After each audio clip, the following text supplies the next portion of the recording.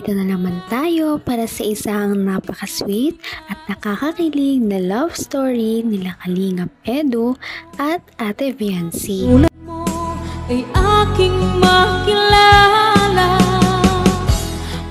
Para sa pagpapatuloy ng ating love story ay pumunta ang Kalingap team sa isang lalawigan kung saan ito talaga ay pinakasikat. Dahil nga maraming nagmamahal sa Kalingap team ay nag-sponsor talaga ito sa kanila ng pang-outing nila papunta sa pinakakilalang Baguio. Noong pumunta sila dito ay nagkaroon sila ng maraming mga activities kasama ang mga iba't ibang love team maliban sa EDSI. Kaya dito nagsuot din sila ng mga traditional na damit ng mga taga Baguio at dahil sa kanilang mga kagandahan at kagapuhan, bumagay talaga ang mga damit nila na suot-suot. Kaya ito na nga ang mga pangyayari na talagang abangan natin.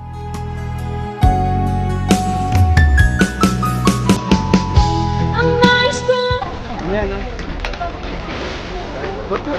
oh, ayos, ayos.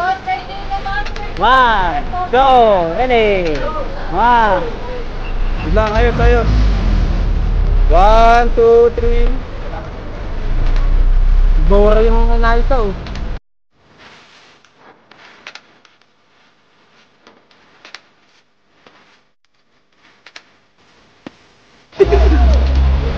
Tara, tayo lahat. Ay, meron tayo ganito. Lebitang ni Kuya Jens! Kuya Jens! Kuya Jens! Kuya Jens! Kuya Jens! Thank you, Kuya Jens! Uy, meron ako. Ay, grabe. Meron tayo. Lahat! Hey!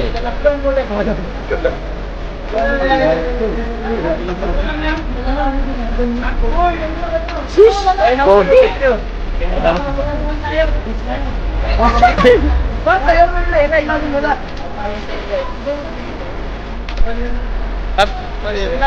Hey! Bro, may mapicture sa'yo, bro!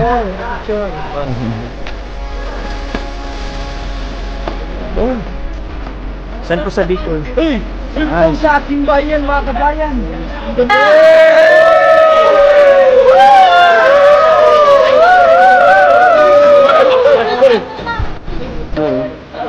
Wait lang.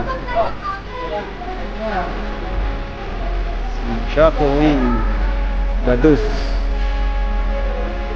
Kulay blue, ang ganda ng blue ah. Ganda oh. Alam ko sa'yo.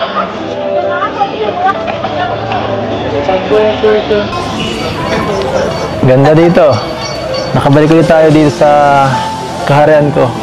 Kahit na makaluma ang suot ni Ate Viancy ay talagang bumagay ito sa kanyang kagandahan. Kahit ano talaga ang kanyang isuot ay bagay na bagay sa kanya ito. Kaya naman lalo talagang na-in-love si Kalingap Edu noong makita niya talaga si Ate Viancy na suot-suot ang traditional na damit ng mga taga Baguio at bagay ito sa kanya. Sa ating bayan, mga kabayan!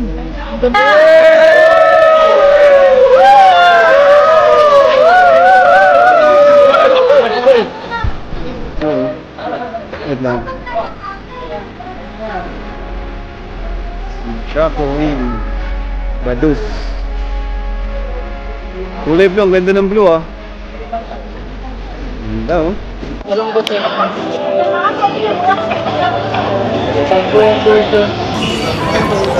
Ganda dito. Nakabalik ulit tayo dito sa kaharian ko. Welcome back. Ikaw po yung naasunaan, makakabalik tayo dito. Same. Dati, iba eh. Iba no? Wala pa tayong ganito. Mas maganda yung ngayon. Mas maganda to, partner. Welcome. Dati dito, dito tayo. Diyan pa ako nang pinapansin. Wala pang tayo nun, EDSI. Wala pang EDSI. Hindi ko pinapansin. Ha?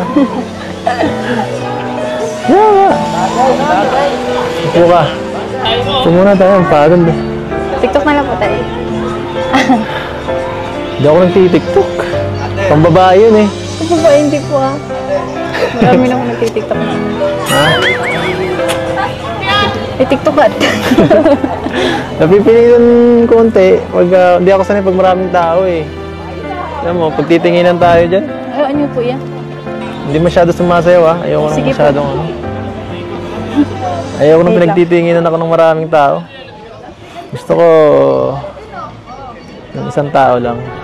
Bagay pala sa'yo maging igurot. Hindi niya. Ganda mo dyan. Ang talagang tingnan ng EDC Love Team. Dito nga ipinipilit pa ni Ate Fiancy si Kalingap Edu na magkaroon sila ng isang TikTok dance. Dahil kung bibisitahin natin ang TikTok ni Ate Fiancy ay makikita natin ang kanyang mga dancing videos dahil mahilig si Ate Fiancy at magaling talaga siyang sumayaw. Kaya niyaya niya si Kalingap Edu. Pambabae yun eh. Ito po, hindi po ah. Marami na ako nagtitiktok na. Ha? TikTok at. Napipilitan konti pag hindi ako sanay pag maraming tao eh. Alam mo, pag titinginan tayo dyan, Ano niyo po yan? hindi masyado sumasayaw ah. Ayoko nang Sige po. masyadong ano. Ayoko nang Wait lang. pinagtitinginan ako ng maraming tao. Gusto ko ng isang tao lang. Bagay pala sa'yo maging igurot. Hindi niya. Ganda mo dyan. Tama na pambobola. TikTok po tayo. Ito. Ano yan? Turo mo kung paano sumayaw. Gusto mo simple lang po ay. Ito na lang. Gusto ko simple para ikaw simple lang.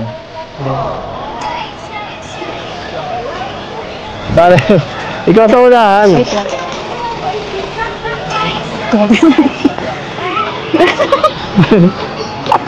Ano? Ganun. Ganun? Ganun lang. 1, 2, 3, 4. Yan? Ganun. Ito pa muna. Wait. Uy?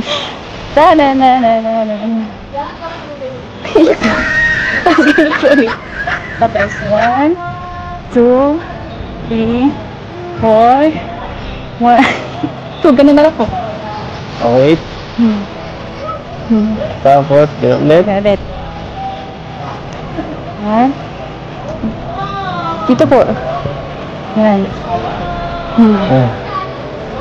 Ganun lang. Sige. Sige ba? Dapat viral yan ha. Basta ikaw, viral po yan. Uy! Siyempre, hindi naman talaga nakatanggi si Kalingap Edu sa request ng kanyang wifey. Sila ay sumayaw ng mga TikTok dances na makikita ninyo sa official na account ni Ate Fiancy sa TikTok. Nag-e-enjoy din naman silang dalawa kahit sabihin ni Kalingap Edu na ayaw niyang sumayaw ay halatang na-enjoy niya ang kanilang pagsayaw. Abot kamay na kita.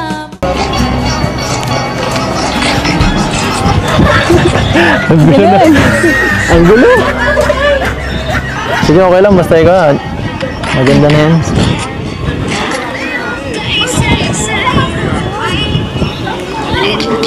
Ano? Ano? Lamig dito, grabe. Ay, sorry po. Yung jacket niyo po kasi andun sa Ha? Yung jacket.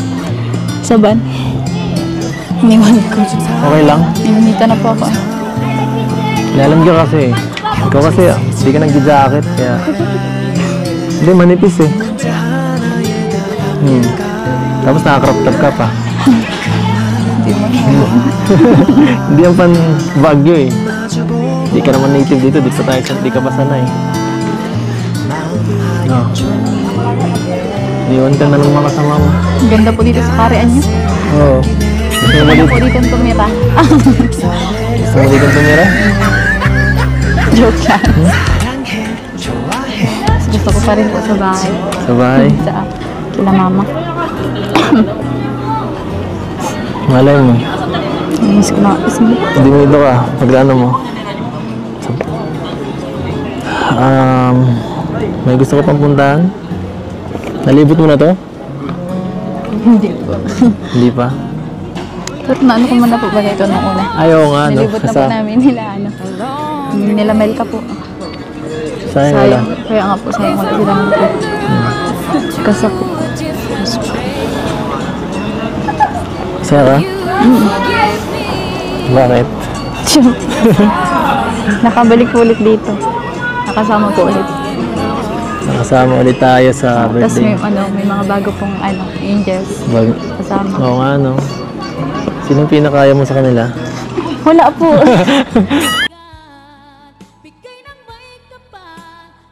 Hindi talaga makakalimutan ng EDSI Love Team ang pagpunta nila sa Baguio dahil sobrang memorable nito at marami pa nga silang mga ginawa na makikita din ninyo sa aming mga susunod na video. Sana ay marami pang mapuntahan ng EDSI Love Team dahil nakakatuwa silang panoorin. Napaka-sweet talaga nila at napakabait ng tambalang ito kaya maraming sumusuporta. Kaya naman, sana ipatuloy natin silang suportahan at mahalin si Viancy, si Kalingap Edu at ang Kalingap Team. Yun lamang at maraming salamat sa panonood. Abangan natin kung magkakatuluyan ba talaga si Kalingap Edu at Viancy. Hanggang sa muli. Bye! Ngayon'y abot